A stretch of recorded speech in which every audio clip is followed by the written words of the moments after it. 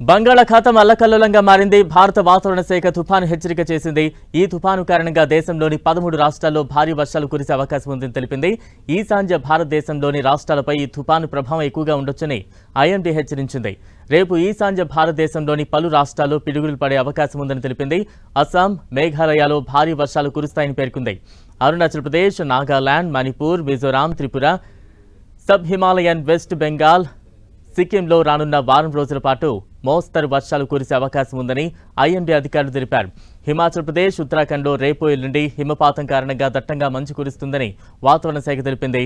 రేపటిలోపు రాజస్థాన్, పంజాబ్, హర్యానాతో పాటు ఉత్తరప్రదేశ్లోని పశ్చిమ ప్రాంతాల్లో రేపు ఎల్లుండ భారీ వర్షాలు కురిసే అవకాశం ఉందని వాతావరణ శాఖ వెల్లడించింది. మరోవైపు తెలంగాణలో మాత్రం ఉష్ణోగ్రతలు రోజురోజుకు పెరిగిపోతున్నాయి. ఫిబ్రవరిలోనే భానుడు తన ప్రతాపాన్ని చూపిస్తున్నాడు. దీంతో రాష్ట్ర వ్యాప్తంగా ఉదయం 11 గంటలు దాటక ముందే ఎండ సెగలు పుట్టిస్తోంది.